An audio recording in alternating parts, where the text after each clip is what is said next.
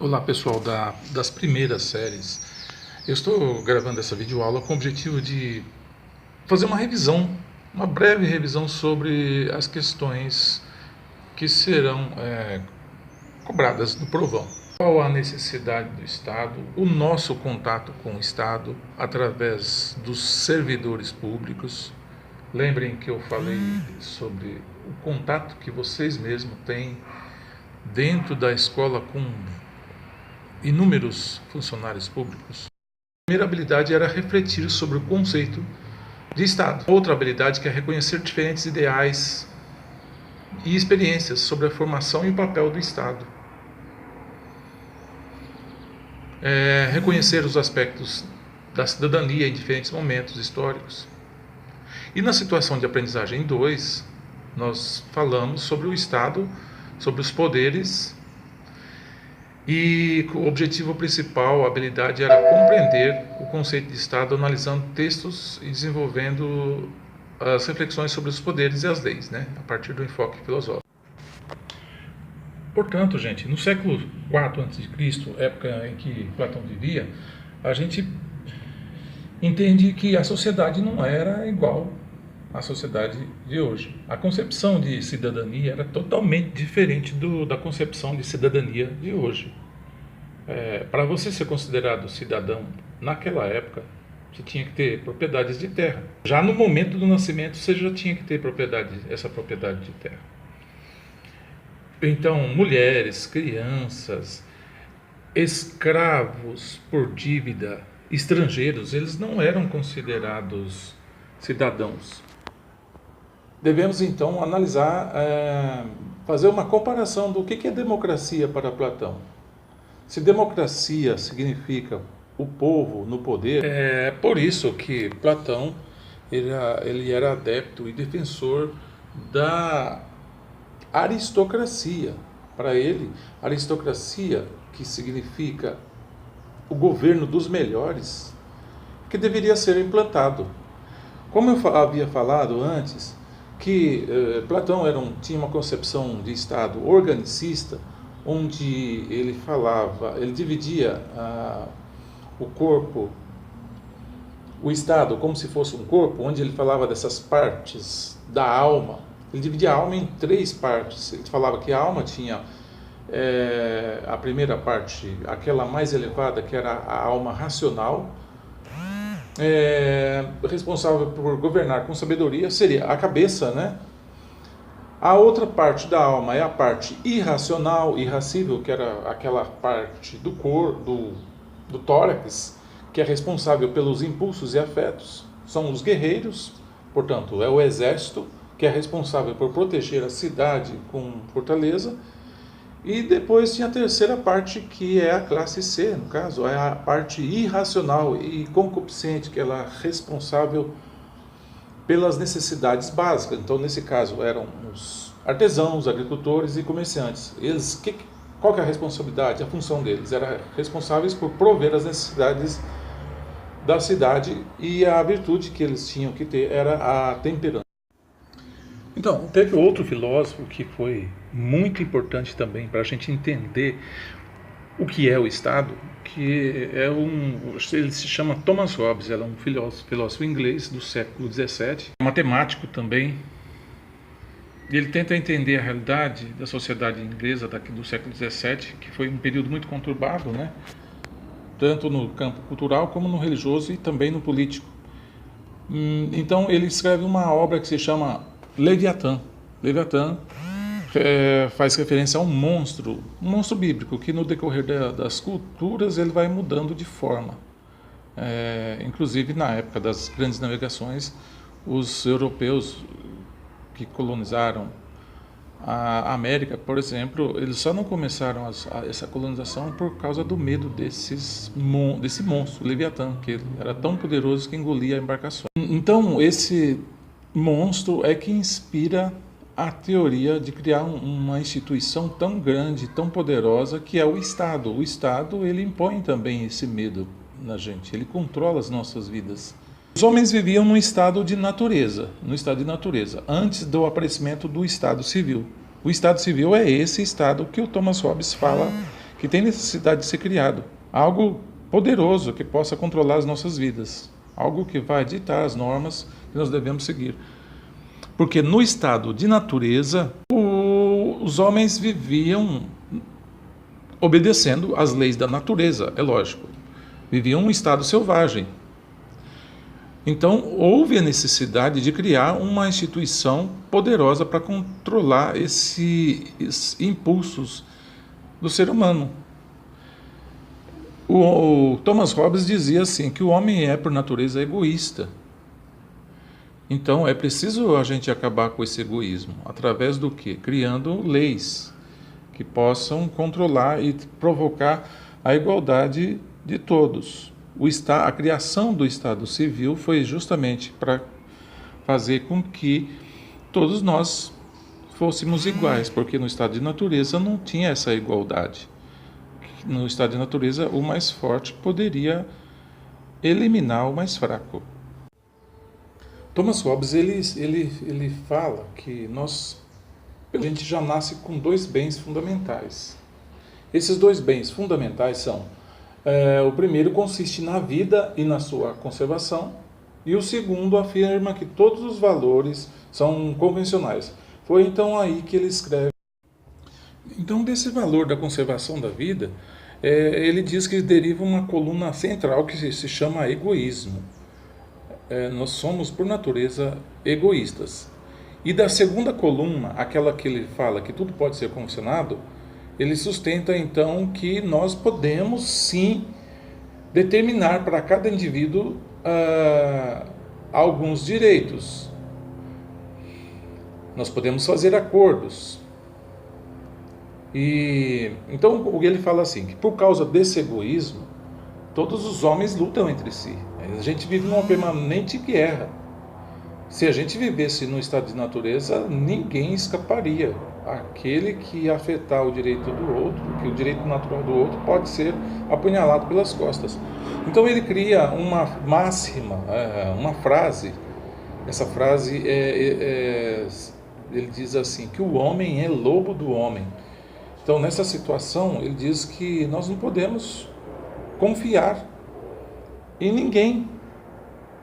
É impossível você confiar no outro se não existe uma lei que garanta a conservação da sua vida.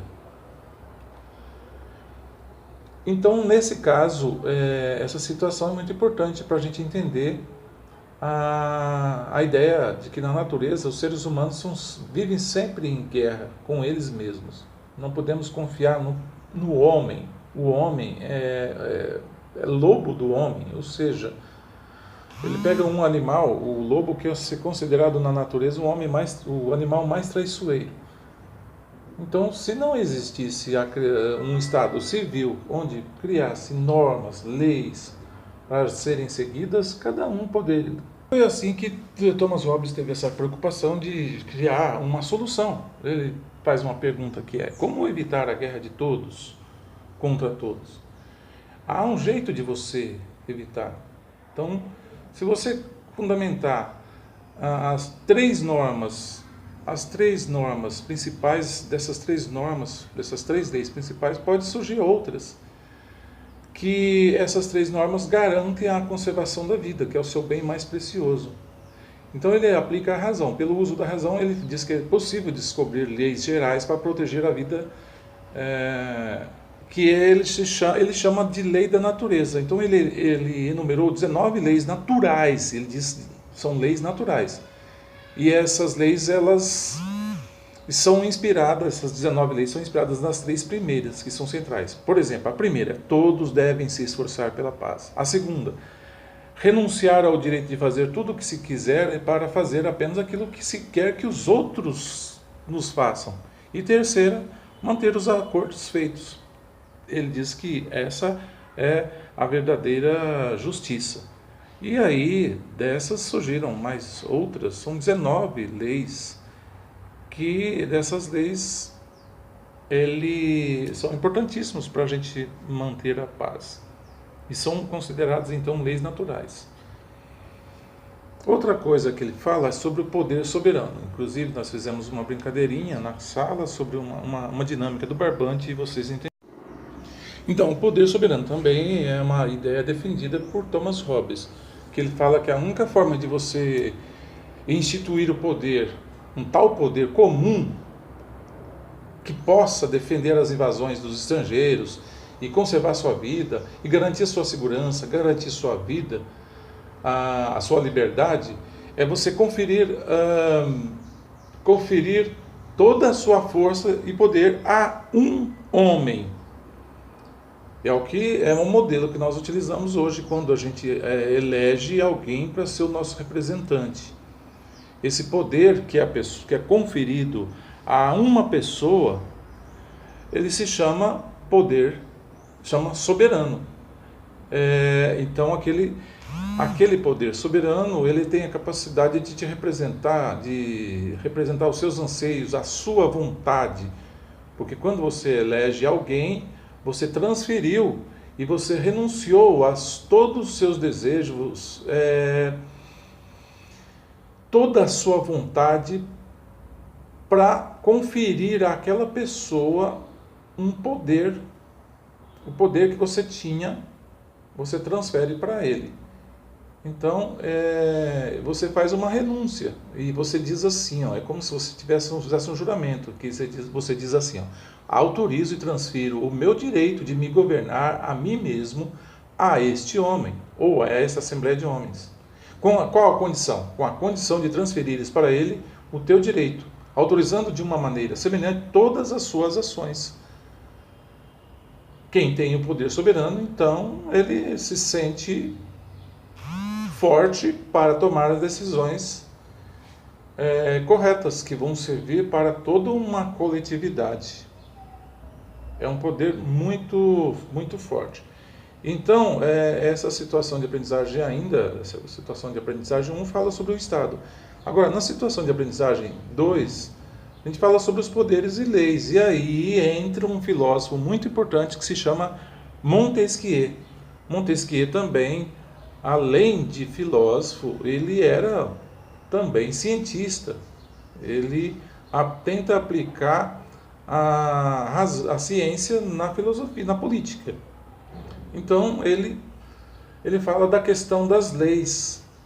Só que, diferentemente de Hobbes, ele preferiu pensar a vida política, então, inspirada na ciência e na análise empírica. Ele viveu num período também conturbado. Então, gente, Montesquieu, é de uma importância para a nossa vida. Ele é um filósofo muito atual. Por quê? Porque quando a gente fala de poder, a gente sabe que poder não pode ficar concentrado na mão só de uma pessoa.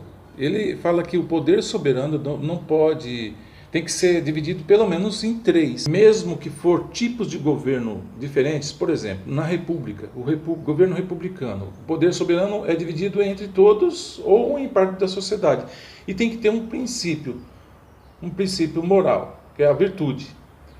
Na monarquia, que é um outro tipo de governo, o poder soberano está em uma só pessoa que obedece a leis imutáveis. Leis imutáveis. O soberano. Lembra reis, rainhas. O princípio moral é a honra. E quando ele fala de tipo de governo despótico, você sabe que é um poder que está concentrado na mão de uma só pessoa. E essa pessoa obedece apenas à sua vontade. Como que ela faz para governar? O princípio que ela utiliza é o medo. Então, quando se fala Montesquieu, é por isso que ele é atual.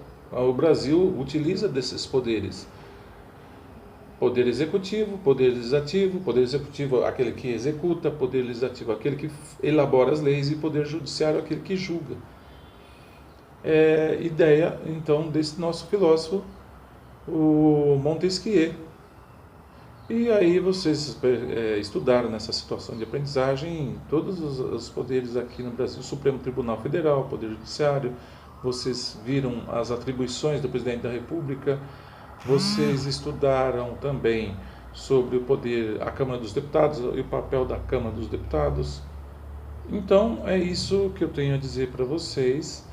E o Montesquieu, ele fala dessa questão Ele escreve sobre o espírito de igualdade das leis. Só há igualdade se você conseguir dividir esse poder com todos. Boa prova para vocês.